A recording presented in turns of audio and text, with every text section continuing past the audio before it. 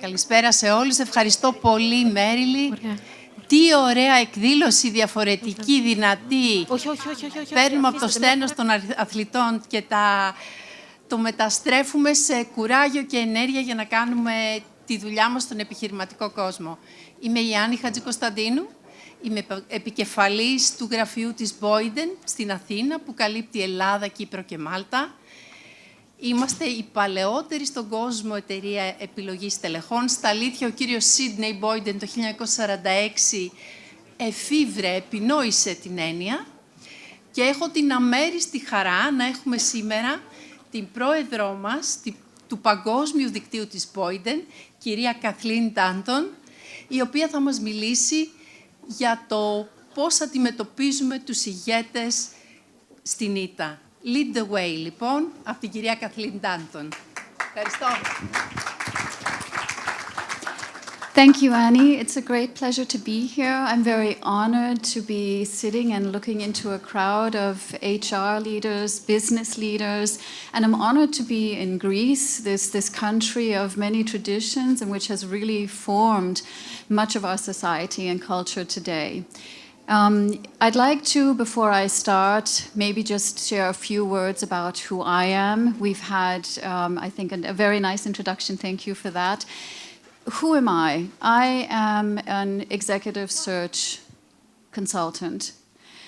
I have been in the leadership advisory business for close to 30 years, which means I have seen and assisted companies, large and small, for a number of years in solving their leadership challenges, and have seen what good leaders look like and what less than good leaders look like. And above all, I've been able to see what makes the good leaders. And this is what I will be sharing with you today, this connect that leaders, the best of the leaders, have all had falls. Some of them have had failures. And I will be sharing from my perspective what this has meant, how falling and failing defines the leaders.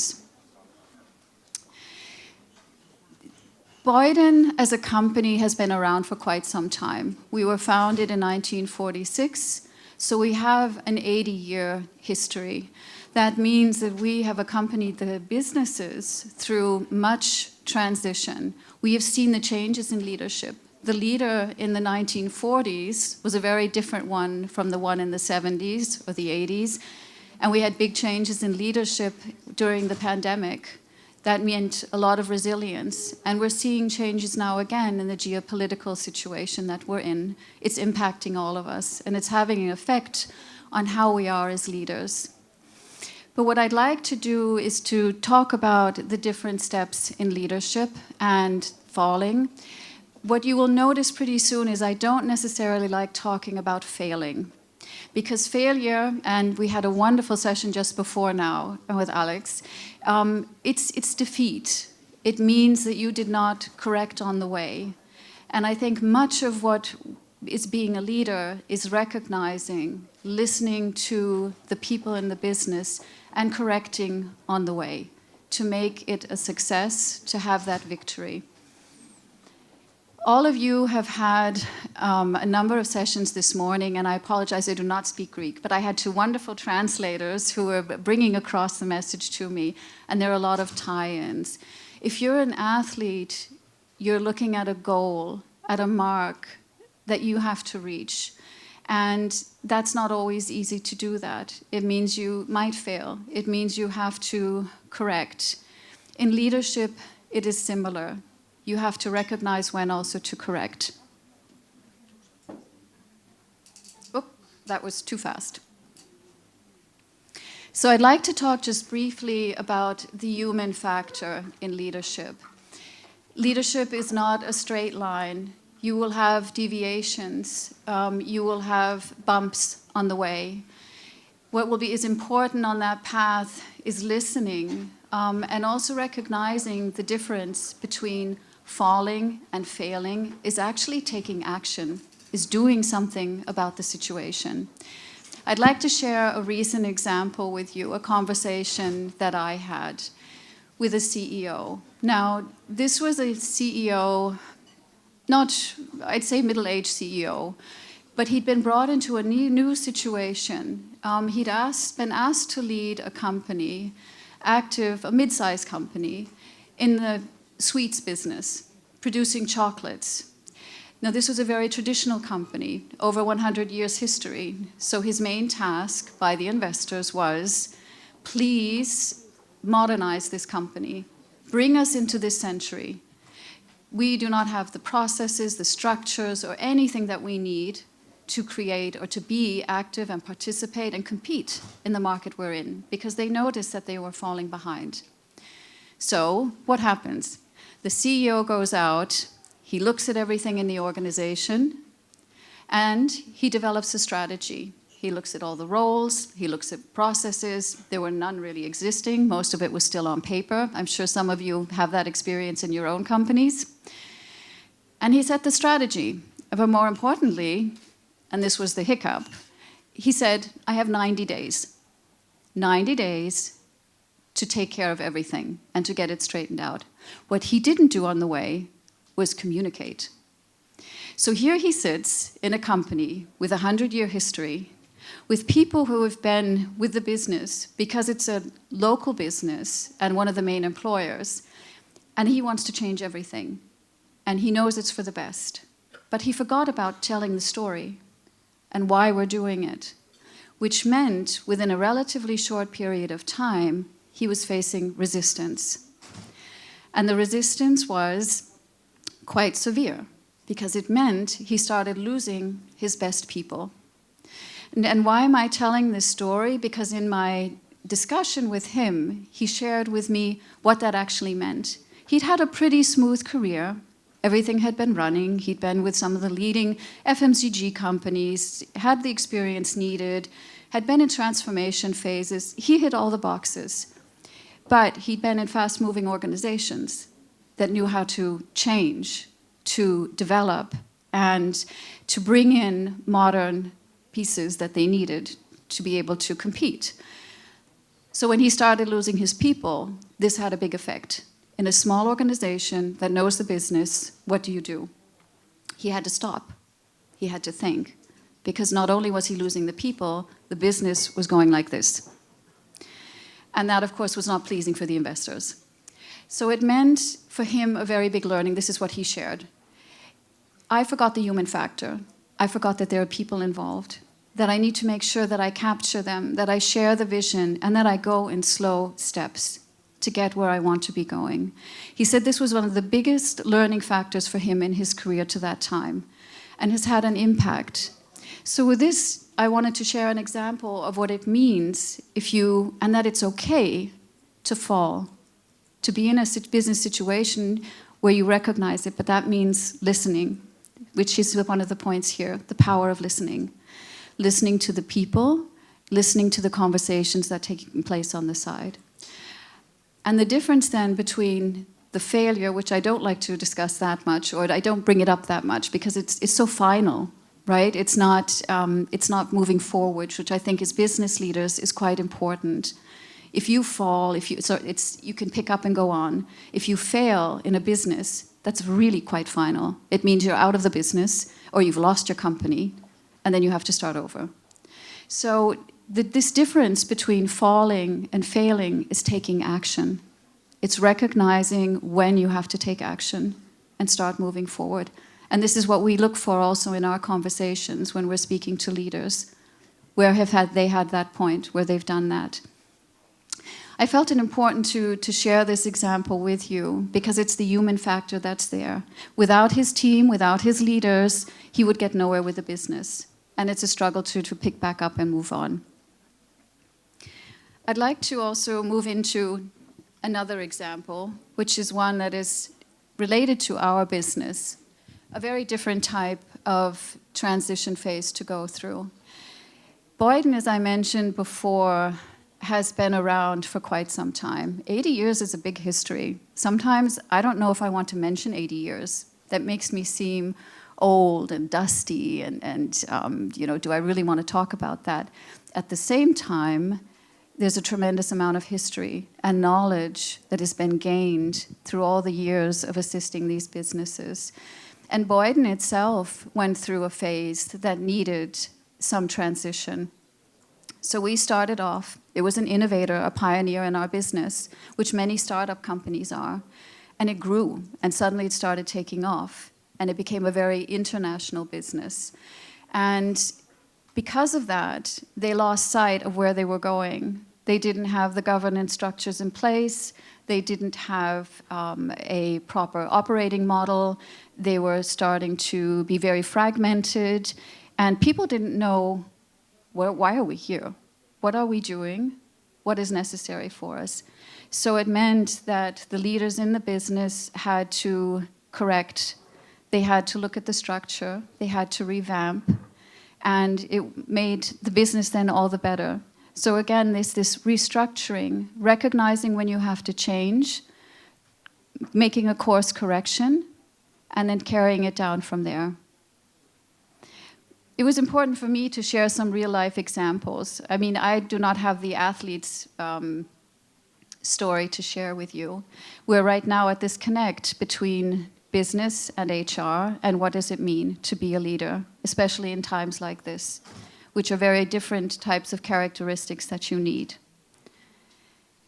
I want to take this one step further and talk about how does one create this type of person or the environment to actually be able to move forward and develop people and develop leaders. It's all about creating the right environment. How many of you here have been in what you would call a toxic environment at some point in your career? Can I see some hands? And probably there's some who don't necessarily want to show it. That's had a huge impact on your careers. It's meant that you've maybe held back, have not made decisions to experiment, to maybe raise your hand and say, hey, I don't agree with this. I think we should be going in a different direction because maybe I know that market better. It's a real challenge for leaders to create that type of environment as a safe place where you can experiment, where it's okay to fall and make mistakes, where you know that it will be corrected and you can move on. I often have people in my interviews who I'll ask and say, you know, what kind of environment have you worked in? Especially if you're talking, for example, about research. Some of the companies that are active, like large chemical companies, in creating new products, in creating maybe new business lines completely, they need to be in an environment that is safe, where they can raise their hand and they can say, I have an idea, and can we move forward with it? But the idea might not work. And what happens then? Will I have no more funding? Will someone punish me for it? Will I be thrown out of the company? Creating the safe environment means a lot of communication. And it means, in particular, for the leaders to share their stories, to be open, to share that this has happened to me before, I know what it means, and it's okay. It's to have a no-fear culture that's incredibly important. It's a special skill set that you develop over time. When you develop it by falling, sometimes failing, and knowing how to listen. And this is what, in the end, creates a very healthy performance culture. How many of you feel that today you're in a healthy culture, a healthy environment? Some hands, not too many hands. You would probably have some ideas of what you could change. Some. Does it often have to do with the leaders? Always, okay. If it's not the leaders, who do you think, or what do you think is the reason behind it? Ego. Thank you. Very big point. And also having, allowing that in an organization. This is sometimes what we also see. When I go into an interview process, and if I were interviewing any one of you here in the room, one of my biggest questions would be, what challenges have you faced in your career? What has been the biggest challenge, and did you fall? Or did you even fail? But more important than that was the question of, what did you do with that information? Did it change you as a leader? Was it impactful? Or did you keep on doing the same thing because you thought that you were right? This is an important question to consider, because I think there are no leaders out there that are very good or excellent that haven't fallen, that haven't failed, who don't have a story to tell. And it's telling these stories that are important for moving into the next generation. I had a conversation with, in part of one of my search processes. This was a young man. He was part of an incubation center for a large technology business. And very intelligent, very open, motivated, dynamic personality. But he was sitting together with me. I had approached him, asking him, could you envision working for this different company? And I was really surprised because he was working with one of the leaders in the business. He should be motivated, happy to be with this business, and really engaged. But he was sitting across from me because he was completely frustrated. They had generated business ideas. He felt this would be beneficial for the business. He had documented it, but he could not move forward because there was a complete lack of communication and lack of acceptance. The leader said, this is what we're doing, this is the direction, and this is the right way. So it means for him probably later in his career, this was a fall, hopefully not a fail, but something that impacted the direction that he takes.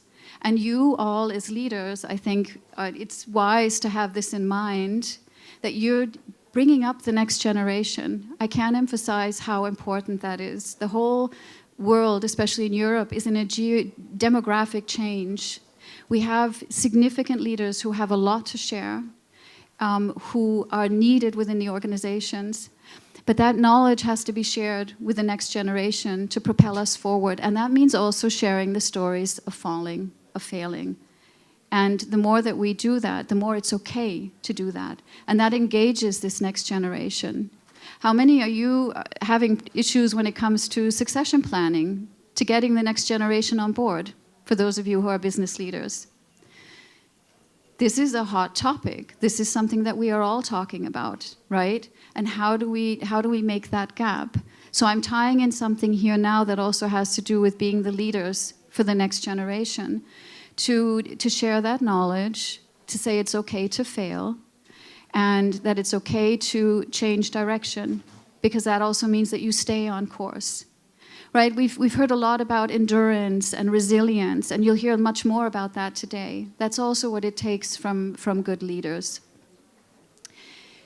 I don't want to forget also this topic of mentoring, which is extremely important in organizations. And I'll also, it might not be appropriate, but we'll share that it's particularly important for female leaders to have the mentoring in their organizations, to be able to move forward.